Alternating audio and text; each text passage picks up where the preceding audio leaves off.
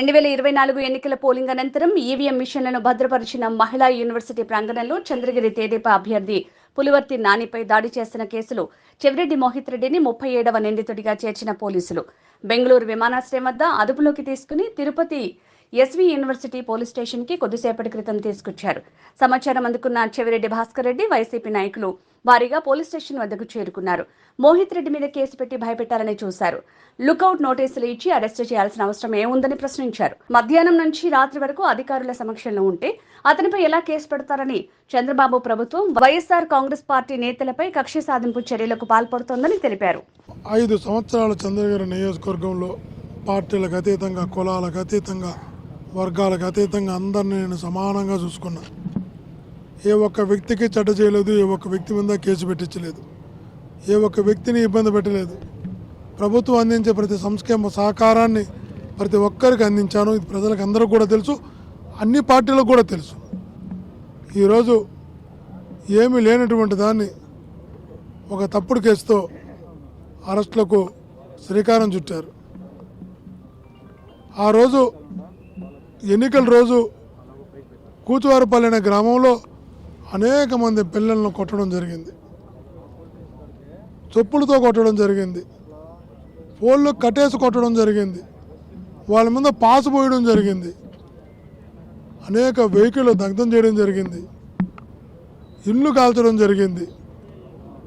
ఇవన్నీ కాదని ఎవ్వరు కూడా చెప్పలేరు. ఇవన్నీ జరిగినటువంటి వాస్తవాలు. మరుసటి రోజు ముందు రోజు కార్లు కాల్చారని మరుసటి రోజు ఆ కార్ల మీద దాడి జరిగినటువంటి మాట మనందరం కూడా వీడియోలో చూసాం. మనిషి మీద దాడి జరగలేదు అని ప్రతి పోలీసు కానిస్టేబుల్ తెలుసు, తెలుగుదేశం పార్టీ ఉన్న ప్రతి కార్యకర్త కూడా తెలుసు నాని మీద దాడి జరగలేదు అని. అతను అద్భుతమైన నటనతో 5 గంటల వరకు బాగున్న వ్యక్తి 6 గంటలకంతా చేతికి కట్టుకట్టి, కాలుకి కట్టుకట్టి, వీల్ చైర్ ఎక్కి, స్ట్రెచ్చర్ ఎక్కి, వెంటిలేటర్ పెట్టుకొని ఒక అద్భుతమైనటువంటి నటనకు శ్రీకారం చుట్టాడు. ఆ నటనతో చాలామంది ఉద్యోగస్తులు సస్పెండ్ అయ్యారు, 37 మంది జైలు పాలయ్యారు. చివరికి వెళ్ళి అతను మరిచిపోయింది భగవంతుడు హాస్పిటల్లో చేరాను అని.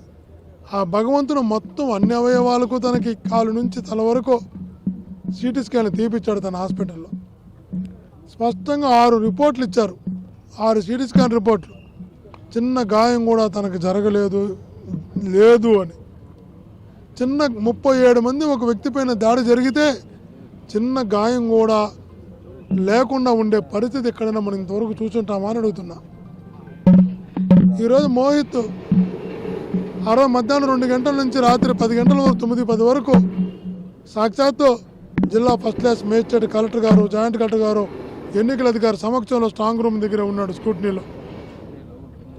సీసీ ఫుటేజ్ రికార్డు ఉంది, సెల్ ఫోన్ కూడా లేదు. అయితే 2 నెలల తర్వాత మోహిత్ పేరుని A37గా చేర్చి లుకౌట్ నోటీస్ ఇచ్చి అరెస్ట్ చేస్తామని తీసుకురావడం ఇంత ప్రజాస్వామికం ఆలోచించాలి.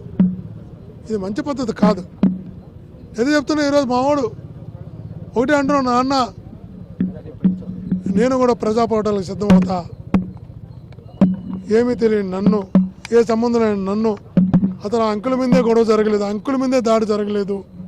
అటువంటిది నా స్నేహితుడి పెళ్ళికి నేను పోతుంటే ఈరోజు వాళ్ళు మార్నింగ్ వాడుతూ స్నేహితుడి పెళ్ళి ఈరోజు దుబాయ్లో, ఆ పెళ్ళి చూసుకొని మళ్ళీ రాత్రికి వెనక్కి రావాలి. ఈవెన్ 11 గంటల 10 నిమిషాలు ఎయిర్ ఇండియా ఫ్లైట్కి ఎల్లుండి షిరిడీకి పోవాలి అందరం కలిసి. గత 7 రోజులుగా మీ దగ్గరే ఉన్నాడు మోహిత్, మీరు అరెస్ట్ చేసుకొని ఉండొచ్చు. కావాలని సెన్సేషన్ చేయాలని ఎవరినో మెప్పించడం కోసం, మెప్పు కోసం చేస్తున్న దుర్మార్గమైన ఆలోచనలు ప్రజలు క్షమించరు. పోరాటాలు సిద్ధపడుతున్నాం, ప్రజా పోరాటాలు సిద్ధపడుతున్నాం. ఆలస్యమైనా కూడా ఈ రాష్ట్రానికి చంద్రగిరి నియోజకవర్గం నుంచి ప్రజా పోరాటం ప్రారంభమవుతుందని హెచ్చరిస్తున్నాం.